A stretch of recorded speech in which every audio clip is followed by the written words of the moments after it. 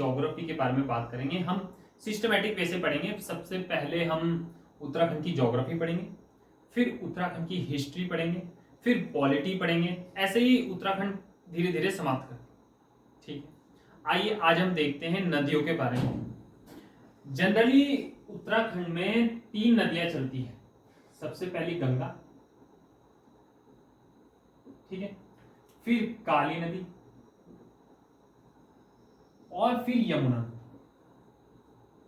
3 major नदियां हैं, और भी है छोटी बड़ी, लेकिन 3 हमें मेजर पढ़नी है। आज हम गंगा नदी का बेसिक स्ट्रक्चर समझने की पूरी कोशिश करेंगे। कैसे कैसे इसकी सहायक नदियां इसमें मिलती है, इसका उद्गम कहां से होता है, देहरादून में कहां से एंटर करती है, हरिद्वार में इसका कैसा सिनेरियो है, उत्तरकाशी से कैसे निकलती है, कौन कौन सी नदियां इसे ज्वाइन करती है, ये सब हम आज इसके बारे में देखेंगे।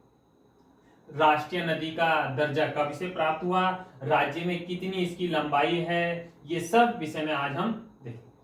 ठीक, आज गंगा नदी के बारे में पढ़ते हैं। देखिए गंगा नदी, सबसे पहले गंगा नदी का एक बेसिक स्ट्रक्चर मैं आपको बना के दिखाता हूं, आप उसे नोटिस तब इसके बारे में स्टडी करें। देखिए गंगा नदी का मैप कैसे बनेगा।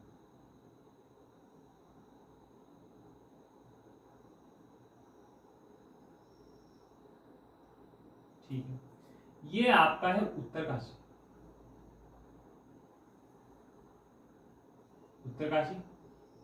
और इधर है चमोली। ये हम बाद में करेंगे इनकी बात, लेकिन अभी हम अपना मेजर पोर्शन लेके चलते हैं गंगा नदी को समझते। देखिए उत्तरकाशी से जो नदी निकलती है वो निकलती है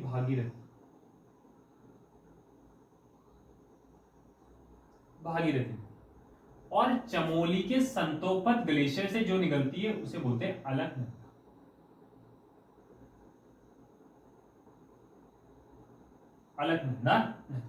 देखिए उत्तरकाशी से भागीरथी आएगी और चमोली से अलकनंदा नदी। ठीक है, फिर ये एक जगह में मिलती है, वो नाम है देवप्रयाग।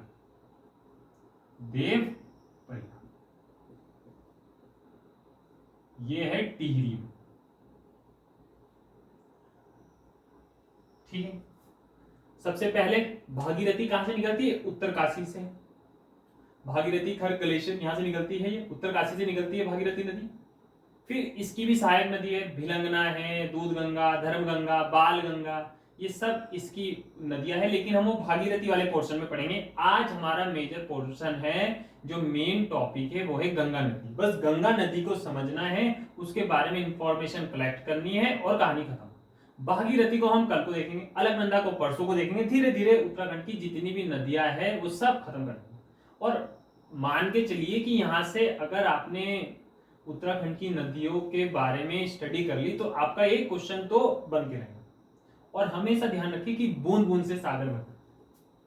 देखिए उत्तरकाशी से आई भागीरथी, चमोली से आई अलकनंदा, और ये देवप्रयाग में जाके मिलती है, तब ये यहां से बनती है गंगा। तब ये नदी क्या बन गई, गंगा। ये नदी कहां से बन गई, अब गंगा।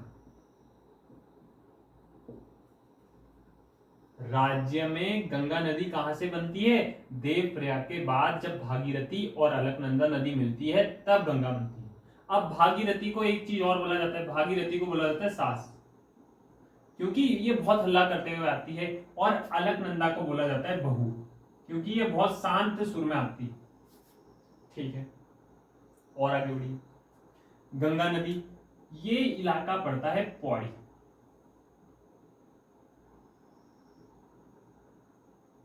यहां से इसमें बाएं नाथ गंगा एंटर करती है। नाथ, ठीक है। देखो सबसे पहले उत्तरकाशी से निकलती है भागीरथी, चमोली से अलकनंदा, देवप्रयाग में दोनों का संगम हो जाता है, देवप्रयाग बनता है। फिर वहां से वो गंगा के नाम से प्रभावित हुई। अभी तक तो भागीरथी से, फिर अलकनंदा, वो गंगा के नाम से। फिर पौड़ी के व्यास घाट आश्रम के पास उसमें कौन सी नदी मिल जाती है, नाथ गंगा मिल जाती है। फिर वो देहरादून के इलाकों में आती है। ऋषिकेश में उसमें मिल जाती है चंद्रभागा। ऋषिकेश में कौन सी मिल जाती है? चंद्रभागा। चंद्रभागा नदी ऋषिकेश में मिल जाती है। ऋषिकेश में कौन सी नदी मिल जाती है? उसमें चंद्रभागा। ठीक है, और आगे बढ़ते हैं। ये नदी देहरादून में रायवाला के पास इसमें सौंग नदी मिल जाती है। रायवाला में इसमें सौंग नदी मिल जाती है। ठीक है, और आगे बढ़ती है। हरिद्वार में इसमें रतमाऊ और सेला की नदियां मिल जाती है। हरिद्वार में कौन सी नदी मिल जाती है? रतमाऊ और सेला की नदी। ये इस गंगा नदी का पूरा सिनेरियो है। देखो, उत्तरकाशी से भागीरथी, चमोली से अलकनंदा नदी निकलती है, ये टिहरी के देव प्रयाग में जाके मिलती है। ठीक है, टिहरी से फिर पौड़ी में नाथगंगा नदी इसमें मिलती है, फिर ये ऋषिकेश का इलाका आ जाता है, ऋषिकेश में चंद्रभागा नदी इसमें मिल जाती है, फिर इससे और आगे रायवाला के पास सौंग नदी मिल जाती है। सौंग से रायवाला देहरादून के इलाके से बाहर निकलती है, हरिद्वार पहुंचती है, हरिद्वार से रतमाऊ और सेला की नदी मिल जाती है। देखिए, ये इसका बेसिक सिनेरियो था गंगा नदी का। आइए अब इसके बारे में इंफॉर्मेशन कलेक्ट करते हैं।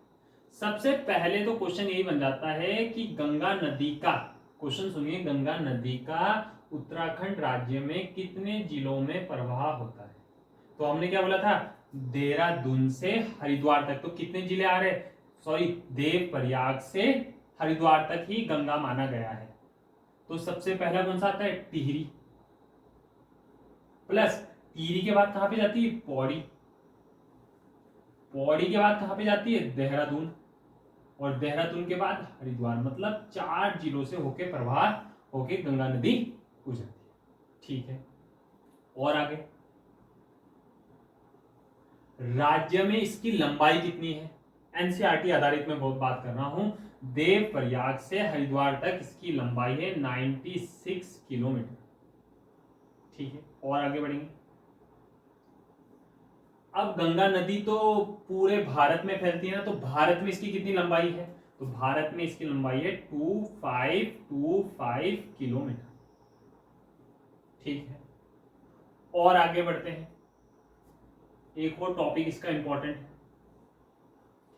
अब ये भारत की गंगा नदी है, तो इसे राष्ट्रीय नदी है। राष्ट्रीय नदी है तो इसे राष्ट्रीय नदी की घोषणा कभी हुई होगी? तो वो होती है 4 नवंबर 2008 को राष्ट्रीय नदी की घोषणा हुई। ठीक है, अब समय समय में क्या होता है, ये नदी जो है बहुत ज्यादा पॉल्यूटेड हो गई थी, तो सरकार द्वारा इसमें समय समय में इसे साफ करने के लिए अभियान चलाए गए। तो सबसे पहला चलाया जाता है 1985 में, जिसका नाम है गंगा एक्शन प्लान।